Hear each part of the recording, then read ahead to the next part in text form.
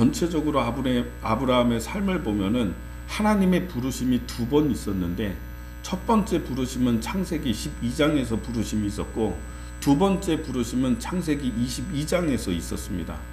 창세기 12장에서 있었던 부르심은 믿음의 시작으로서의 부르심이고, 그리고 창세기 22장에서 오늘 본문의 부르심은 믿음이 완성되는, 완벽한 믿음으로 일어나게 되는 믿음의 완성으로서의 부르심이라, 이렇게 말씀을 드릴 수 있습니다. 창세기 12장부터 22장까지 12장에서 하나님께서 아브라함에게 나타나셔서 말씀하셨습니다. 너는 본토 친척 아비집을 떠나서 내가 보여주는 땅을 향해서 가라. 내가 너를 복을 주어 창대하게 하리니 너는 복이 될지라. 내가 축복하겠다. 너로 큰 민족 이루겠다. 이렇게 하나님께서 약속을 하시죠. 그리고 하나님의 그 말씀을, 약속을 믿고 아브라함이 비로소 길을 떠났습니다. 이거는 믿음입니다. 그래서 믿음이 시작이 된 겁니다. 믿음의 역사가 시작이 된 거죠. 근데 믿음이 시작됐다고 해서 완성되는 거는 아니에요. 예를 들어서 이런 거예요. 우리가 하나님을 믿었다. 모든 것의 주인 되시고 우리에게 복 주시는 하나님을 내가 어느 날 믿었다. 그러면 내가 믿음을 가졌으면 믿었다고 해서 다 끝나는 게 아닌 거예요. 자, 이제 내가 믿었으니까 하나님이 나 로또 당첨도 되게 만들어 주시고 내 병도 다 그냥 고쳐 주시고 내가 다 잘 되게 하나님이 축복하시고. 여러분, 우리가 하나님 믿었다 하는 순간은 믿음이 시작되는 것이지 모든 복이 다 완성되는 게 아니라는 사실을 알아야 돼요. 근데 많은 사람들이 여기서 조금 혼돈을 해요. 내가 교회 다니기 시작했다고, 내가 하나님을 믿었다고 모든 것이 다 된 것처럼, 결론이 난 것처럼 생각을 하다가 보니까 교회를 다니는데 그 내가 기대하고 바라고 하나님께 받기를 원하는 게 잘 이루어지지 않네? 이런 생각하면서 뭐 교회 다녀도 소용이 없나? 하나님도 소용이 없나? 예수님도 소용이 없나? 이러면서 신앙생활 하다가 신앙을 버리고 떠나가는 사람들이 있다라고 하는 것입니다. 근데 여러분 보십시오. 아브라함이 하나님을 믿고 길을 떠났어요. 내가 너로 큰 민족을 이루게 하겠다라고 하는 하나님의 말씀을 믿었어요. 근데 여러분, 큰 민족을 이루게 되는 이 씨앗의, 약속의 씨앗을 받고요, 아브라함의 믿음이 비로소 하나님을 경외하는 믿음으로 자라기까지 몇 년이 걸렸냐면 거의 한 40년에서 45년 정도가 걸린 거예요. 그래서 이 창세기 12장에서 오늘 말씀 22장까지 오는데, 자 보세요. 12장 지나서 13장, 그 다음에 14장, 그 다음에 창세기 15장, 16장, 17장, 18장, 19장, 20장, 21장, 그 다음에 22장. 10개 장이 중간에 있어요. 이 세월이 몇 년이냐면 40년이에요. 40년 이상이에요. 믿음이 완성되기까지 이렇게 많은 세월이 있었고, 그 가운데 아브라함은 때로는 믿음이 흔들리는 일이 있었고요. 갈등을 겪었고요. 아브라함은 고생을 했고요. 하나님이 약속하신 큰 민족 이루겠다 이렇게 말씀하셨으면 자식을 주셔야 되잖아요. 아들을. 그리고 그 아들을 통해 가지고 또 아들을 낳고 해서 큰 민족이 이루어져야 되는데 그런 기미가 보이지 않았잖아요. 이때 12장에서 길을 떠날 때가 75세였는데 10년이 지나고 15년이 지나고 20년이 지나는데 아들은커녕 자기 몸 상태는 정말 그 노인이 돼가고 있는데 자녀를 생산할 수 있는 그런 게 아닌데 시간은 흘러가는데 결과는 없어요. 내 몸은 늙었는데 자식을 낳을 수 있는 어떤 그런 기미도 보이지가 않는 거예요. 하나님이 안 주시잖아요. 그러니 아브라함이 얼마나 많이 흔들렸습니까? 그래서 사라의 여종 하갈을 통해서 이스마엘을 낳기도 했잖아요. 이렇게 흔들리기도 하고 힘들기도 하고 고난을 맞기도 하고 의심도 하고 이러한 과정을 다 통과하고 창세기 13장부터 21장까지 다 거치고 한 40년 지나고 난 다음에 아브라함의 믿음이 견실한 믿음이 되었어요. 어떤 일에도 흔들리지 않아요. 여러분, 창세기 21장 있잖아요. 바로 전장에 21장에서 드디어 이삭이 태어나요. 21장에서 이삭이 태어나거든요. 그리고 이삭이 태어났을 때 아브라함의 믿음은 이제는 전혀 흔들리지 않는 확실한 믿음으로 바뀌게 된 겁니다. 어떤 시험을 해도 아브라함은 다 이길 수 있습니다. 완전한 믿음이죠. 자, 그런데 오늘 말씀을 보겠습니다. 22장 1절과 2절 말씀을 한번 같이 읽어보겠습니다. 22장 1절 2절 시작. 그 일 후에 하나님이 아브라함을 시험하시려고 그를 부르시되 아브라함아 하시니 그가 이르되 내가 여기 있나이다. 여호와께서 이르시되 내 아들 내 사랑하는 독자 이삭을 데리고 모리아 땅으로 가서 내가 내게 일러준 한 산 거기서 그를 번제로 드리라. 아멘. 그래서 1절 말씀에 이렇게 보면은요, 그 일 후에 하나님이 아브라함을 시험하시려고 이렇게 되어 있어요. 시험하시려고. 이건 테스트 한다는 얘기예요. 중간고사 치르고 기말고사 치르는 것처럼 하나님이 테스트해 보시려고 하나님께서 너희의 아들 독자 이삭을, 내가 사랑하는 독자 이삭을 내가 지시하는 산에서 번제로 바쳐라. 이렇게 말씀하고 계시는 것입니다. 여러분, 믿음 생활 하시는 분들도요, 하나님 믿는 사람들이 성경을 볼 때에 성경의 말씀은 다 하나님의 진리의 말씀이지 하면서 그냥 당연히 고개를 끄덕이면서 이렇게 있지만은 사실 마음속에서는 이런 성경의 본문이 나오면 자기 독자 아들을 이삭을 번제로 바치라. 이런 부분을 만나면은 좀 이상하다 이런 생각이 듭니다. 이게 해석이 안 되고 이해가 잘 안 된다. 어떻게 아들을 죽여서 번제로 드리라고 하시는가, 이런 의심의 마음이 좀 듭니다. 근데 우리가 하나님 믿는 사람이고 크게 생각할 땐 믿음이 있으니까 무슨 뜻이 있겠지만 좀 이건 이해가 안 간다 이러면서 넘어가는 것이죠. 근데 여러분, 이거는 분명히 이해가 될 수 있습니다. 그리고 우리가 믿을 수 있습니다. 하나님이 이 13장부터 21장까지 건너뛰고 갑자기 아브라함에게 너 독자 이삭 바쳐, 이런 시험을 하지 않는다는 사실을 알아야 돼요. 지금까지 40년 동안 아브라함은 하나님을 믿어왔고 알아왔어요. 깨달아왔어요. 하나님이 어떤 분이신지, 하나님이 어떻게 행하시는 분이신지를 알았기 때문에 이런 시험을 하는 것입니다. 정말 네가 나를 경외하고 정말 네가 나를 믿는가, 이걸 한번 확인해 보고 싶다 하셨던 것이죠. 그래서 아브라함은 순종했습니다. 하나님의 말씀에 순종하기로 결심하고 그날 아침에 바로 이삭을 데리고 종들과 함께 길을 떠났어요. 사흘길이에요. 모리아산까지가 한 사흘길 되거든요. 그래서 모리아 땅에 도착해서 하나님이 지시하는 그 산에 올라가는데, 올라가서 번제단 쌓고 장작을 벌려놓고 이삭을 결박해서 그 위에 눕혔던 거예요. 그리고 하나님께 아브라함이 이 이삭을, 자기 아들을 하나님께 바쳤습니다. 근데 이게 여러분 혼돈이 되는 게, 제가 지금 하나님께 바쳤습니다 라고 얘기를 했잖아요. 바치려고 했다라고 생각하시죠? 근데 바친 거예요. 왜 그러냐면, 자, 우리 말씀을 좀 보면은요, 다 건너뛰어가지고 이 장면, 아브라함이 이삭을 하나님께 바치는, 잡는 그 장면만 한번 보겠습니다. 10절과 11절 말씀, 10절과 11절 말씀을 한번 읽어보겠습니다. 10절 시작. 손을 내밀어 칼을 잡고 그 아들을 잡으려 하니 여호와의 사자가 하늘에서부터 그를 불러 이르시되 아브라함아 아브라함아 하시는지라. 아브라함이 이르되 내가 여기 있나이다 하매. 네, 12절에 보면 또 사자가 이르시되 그 아이에게 내 손을 대지 말라. 그에게 아무 일도 하지 말라. 내가 내 아들 내 독자까지도 내게 아끼지 아니하였으니 내가 이제야 내가 하나님을 경외하는 줄을 아노라. 이렇게 말씀하시죠. 그래서 10절에 보면은 칼을 잡고 이렇게 되어 있어요. 이 밑에는 지금 이삭이 있어요. 결박된 채 있어요. 이제 잡는 거예요. 잡는데 칼을 잡고 했을 때에는 치려고 잡는 거잖아요. 칼을 잡는 건. 그래서 그 칼의 위치는 어디에 있냐면 이 머리 위에 있는 거예요. 우리가 뭘 이렇게 자르려고 할 때에는 망치질을 하거나 도끼질을 하려고 하면은 여기를 치려고 하면은 이렇게 들잖아요.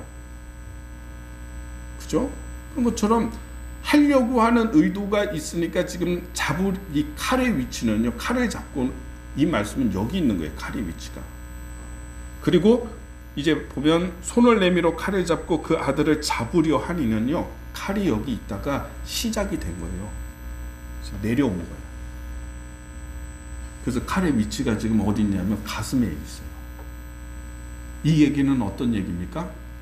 이미 시작이 된 겁니다. 내려친 겁니다. 내려치면 끝난 거예요.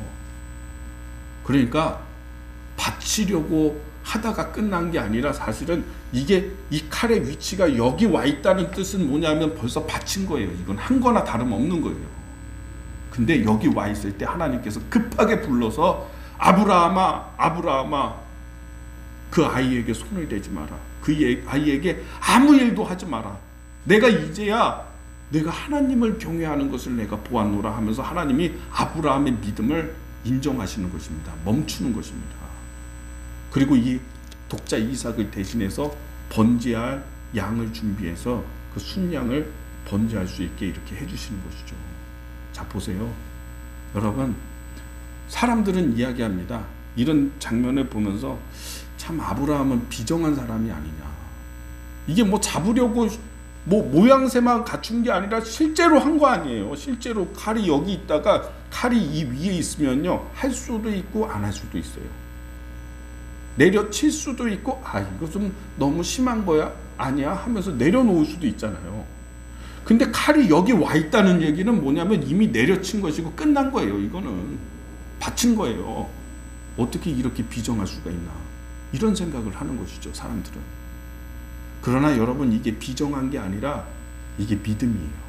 왜 그러냐면 지금 아브라함은 지금까지 하나님을 경외하면서 섬기면서 그 믿음이 있는데, 믿음이 어떤 믿음이냐면 이 아이가, 이삭이 안 죽는다는 믿음이 있어요. 절대로 죽을 수 없다. 왜냐하면 하나님의 약속의 말씀에 뭐냐면 이삭은 약속의 씨앗이고 이 약속의 씨앗을 통해서 큰 민족이 이루어지겠다라고 말씀하셨거든요. 이 아이가 절대로 죽을 수 없다. 큰 민족을 이루기 위해서는 이 아이는 여기서 안 죽는다는 거예요. 아브라함이 그걸 믿고 있는 거예요. 어떤 일이 어떻게 벌어지는지는 알지 못합니다. 예를 들어서 칼을 이렇게 들고 있다가 칼을 내려쳤어요. 딱 내려쳤는데 이삭의 몸에 이게 칼이 딱 닿는 순간에 팍 하고 튀면서 이 칼이 저쪽으로 날아가 버리는지, 그런 일이 벌어질지 그건 몰라. 그러나 또 이 칼을 내려쳐가지고 이삭이 딱 맞았어. 그래서 피를 철철 흘리고 이삭이 죽었네. 근데 다시 살아나게 될지 그거는 몰라요. 이 칼을 내려치는 순간에, 닿는 순간에 이것이 이슬처럼 이 칼이 사라져 버리게 될지 그건 몰라. 그러나 아브라함이 분명하게 알고 있는 것은 뭐냐면 이삭은 절대로 죽을 수 없다. 안 죽는다. 왜냐하면 하나님이 안 죽는다고 말씀하셨어요. 이 아이는 약속의 씨앗이고 이 아이를 통해서 큰 민족이 이루어지게 될 것이다. 그렇다면 이 아이는 절대로 죽지 않는다. 이런 믿음이 아브라함에겐 있었던 거예요. 어떤 일이 어떻게 일어날지, 어떻게 벌어지게 될지는 모르겠지만, 그러나 하나님이 말씀하셨으니까 하나님의 말씀 그대로 순종하는 거예요. 완전한 믿음이죠. 창세기 12장의 부르심을 받고 믿음이 시작이 됐는데 40년이 지나가서 22장에 와서 아브라함의 믿음이 견고하게 세워지고 절대로 흔들리지 않는 강한 믿음이 된 거예요.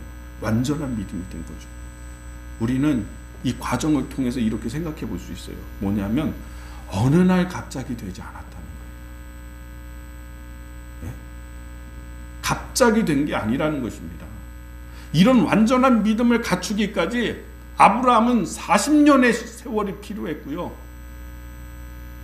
창세기 13장의 일이 있었고 14장, 15장, 16장, 17장, 18장, 19장, 20장, 21장까지 갔어요. 그 과정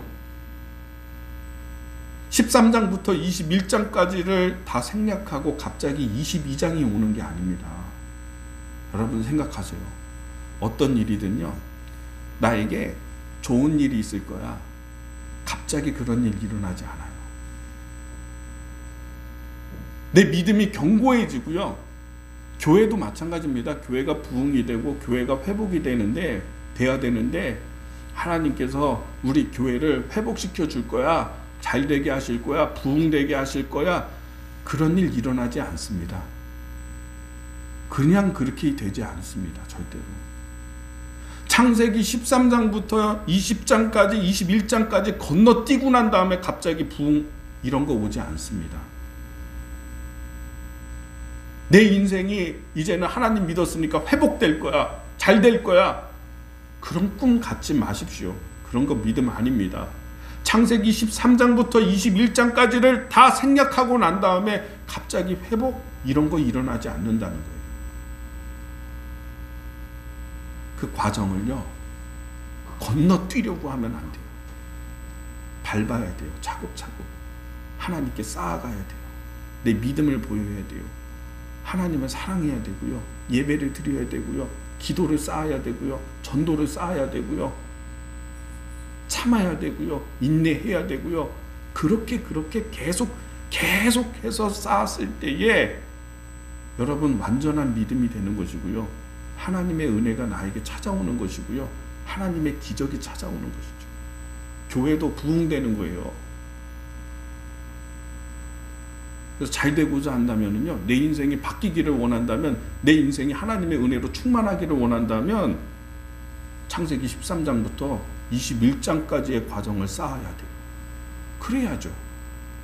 그냥 내가 믿음으로 12장에서 하나님 말씀 듣고서 그냥 믿음으로 딱 하고 떠났다고 갑자기 잘 되고 다 이루어지고 큰 민족 갑자기 다 이루어지고 이런 게 아니라는 사실을 말씀을 통해서도 우리가 알잖아요. 윈스턴 처칠이라고 하는 영국 사람들이 아주 존경하는 정치인이 있죠. 윈스턴 처칠 수상님, 총리가. 근데 어느 날 이분이 정치적으로 굉장한 역할을 했는데, 다 존경받는 이런 분인데 한때에 정치적으로 낙마했어요. 선거에서 떨어졌어요. 그래서 막 자포자기했어요. 낙심이 됐어요. 그리고 고향으로 돌아온 거예요. 고향으로 돌아와서 자기 집에서 저택에서 머물면서 실망이 되고 낙심이 되고, 여기서 내 정치가 끝나는가 이렇게. 근데 어느 날 창밖에, 집안에서 창밖을 이렇게 바라보는데 저 멀리에서 벽돌을 쌓는 벽돌공이 벽돌을 쌓고 있는 거예요. 벽돌에 세멘 발라가지고 하나 내려놓고, 또 벽돌에 세멘 하나 발라가지고 내려놓고 수평 맞추고 두드리고, 또 벽돌에 또 세멘 바르고서 또 내려놓고 수평 맞추고, 벽돌에 세면 또 발라가지고 내려놓고 또 수평 맞추고 두드리고. 지루하죠? 지금 제가 하는데도 지루하잖아요. 이걸 그냥 계속 반복하고 있는 거예요. 벽돌공이 하나 놓고 또 하나 놓고. 그래서 처칠이 지루하다, 따분하다, 저게 뭐 하는 거냐, 내려와가지고 그냥 자기 일 보고 그렇게 있다가 그날 저녁 때쯤 돼가지고 올라가서 창밖을 또 봤는데 저녁 때가 되니까요, 웅장한 벽이 완성이 된 거예요. 벽돌 벽이 쫙 완성이 된 거예요. 큰. 자기가 볼 때 오전에 아침에 벽돌 하나 내려놓고 세면 발라서 내려놓고 두드리고, 세면 발라서 내려놓고 지루하고 따분하고 재미없는데, 그거를 차곡차곡 했더니 저녁 때가 되니까 담벼락이 완성이 된 거예요. 그때 처칠이 깨달았대요. 내가 여기서 절망하고 낙심할 게 아니구나.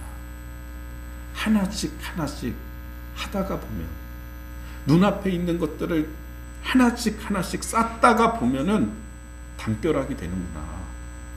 그걸 깨달은 거야. 그리고서 다시 도전했대요. 다시 시작했대요. 욕심내지 말고 하나씩 자기가 해야 될 일을 하기 시작했대요. 결국은 수상이 되고요, 2차 세계대전과 종식과 그리고 경제 위기를 뛰어넘는 위대한 지도자가 됐잖아요. 갑자기가 아니에요. 쌓아야 돼요.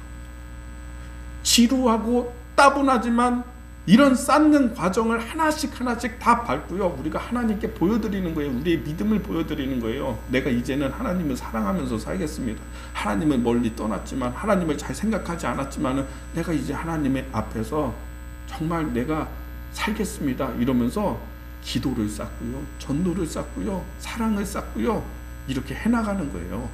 그렇게 하다가 보면 어느 순간에 아브라함처럼 22장에서 완성되는 거예요. 믿음. 견고한 믿음, 흔들리지 않는 믿음으로 달라지게 되는 거예요. 여러분, 근데 우리가 이렇게 믿음 생활을 하려고 하는데요. 마귀가 우리를 그냥 두질 않는 거예요. 자꾸 메시지를 주고요. 자꾸 귀에다가 속삭이는 거예요. 교회에 나오다가 안 나오시는 분들도 계시잖아요. 믿음을 중간에 그냥 중단해 버리잖아요. 자꾸 마귀가 와가지고 귀에 속삭이고 마음에 속삭이는 거예요. 그런 소리를 듣는 거죠. 소용이 없다. 야, 교회 다녀서 뭐가 뭐 좀 나아졌냐? 네 형편이 좀 나아졌냐? 가면은 뭐 좀 어떤 교인들이라고 하는 사람들 보면은 행동하는 것 보면은 야, 참 꼴보기 싫지 않냐? 교회 가는데 뭐 피곤하기만 하고 내가 하고 싶은 것도 못하고 자꾸 마음에 이런 어떤 비판적이고요, 부정적이고요, 이런 생각들을 계속 주니까요, 하다가 중단해 버리는 거예요. 포기해 버린다고요. 벽돌을 쌓다가요, 정말 지루해서 못해 먹겠다고 하고서 그냥 내던지고 간다고요. 그래서 여러분, 우리가 이렇게 하나님 앞에서 과정을 쌓으면서 지키는 데 있어서 중요한 게 뭐냐면 이러한 마귀의 속삭임을 물리쳐야 되는 것입니다. 아브라함도 많이 흔들렸어요. 아브라함도 그런 거에 많이 넘어졌어요. 제가 얼마 전에 이렇게 종영한 드라마 가운데, 혹시 여러분 드라마는 잘 안 보시죠? 주로 뭐 남자분들은 정치나 이런 것들을 많이 보실 텐데, 그 신성한 이혼이라고 하는 그런 드라마가 있었어요. 근데 거기에 주인공에 한혜진 씨가 여자 주인공이 있는데 사회적으로 물의를 일으켰어요.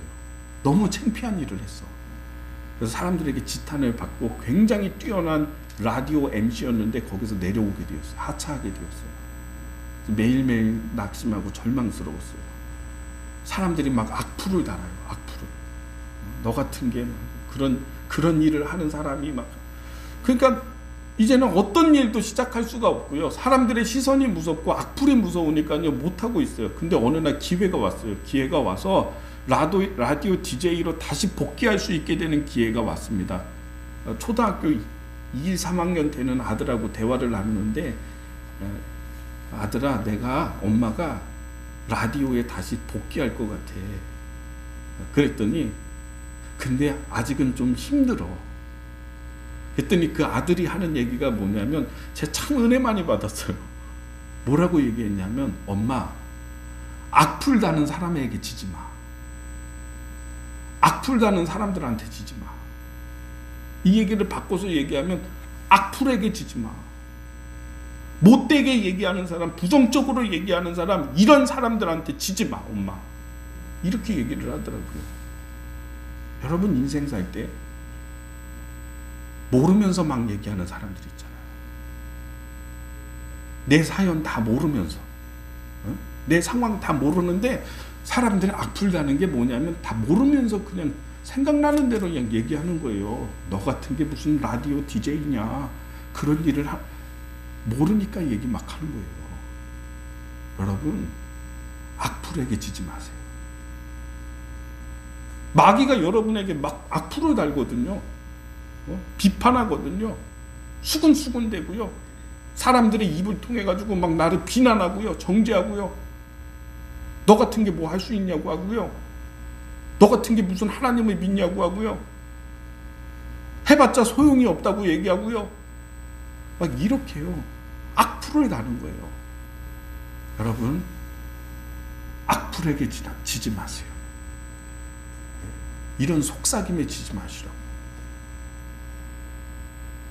벽돌 하나여도 하나님 믿고 계속 싸우면요, 계속 싸우면 담벼락이 되는데, 그런데 중간에 중단해 버린다는 거예요. 악플 듣고 마귀의 속삭임 듣고 중단해버린다는 거예요. 그렇게 우리의 신앙이 무너지고요. 신앙생활이 중단되는 거예요. 하나님 주시는 복이 그렇게 중단되는 거예요.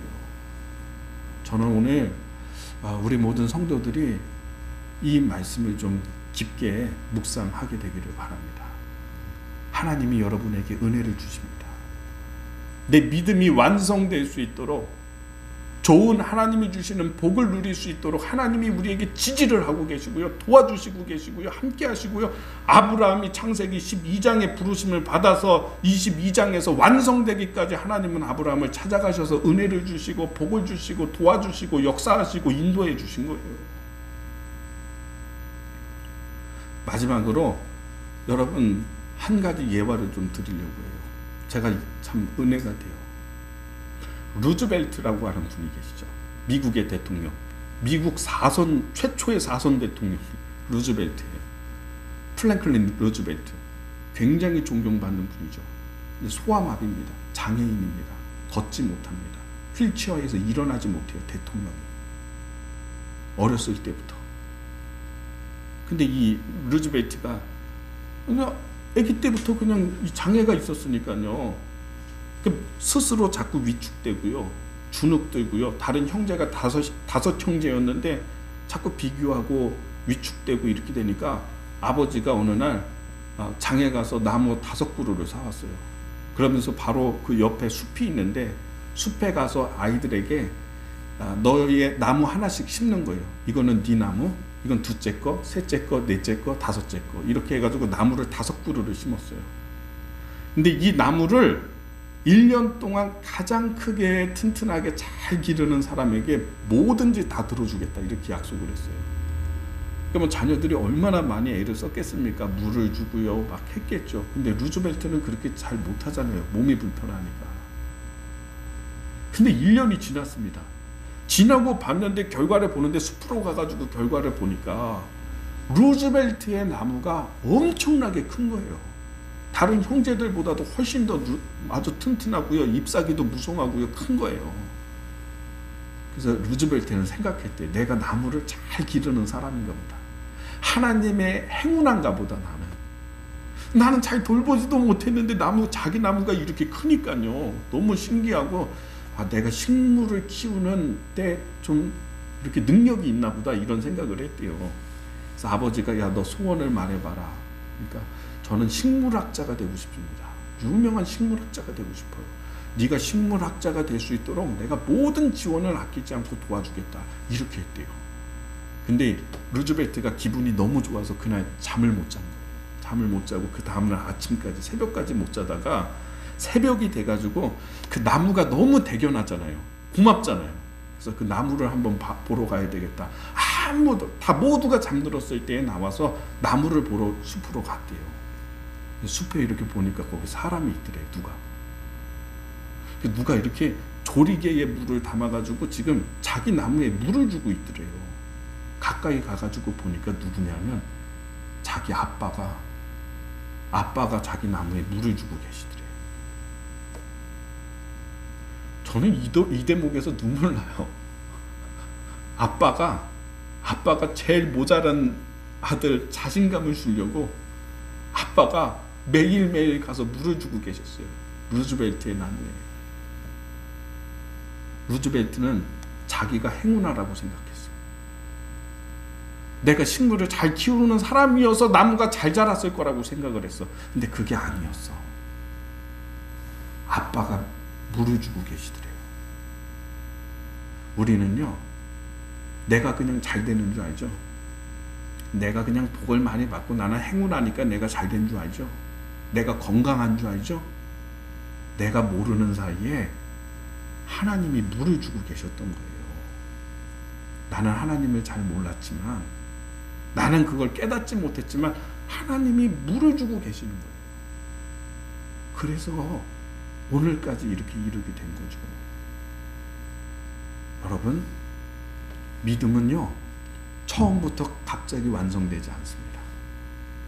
창세기 22장까지 가야 됩니다. 매일 꾸준히 하나님을 잘 섬기고요. 그렇게 가십시오. 그럼 하나님이 우리를 도와주시고 은혜를 주시고 복을 주세요.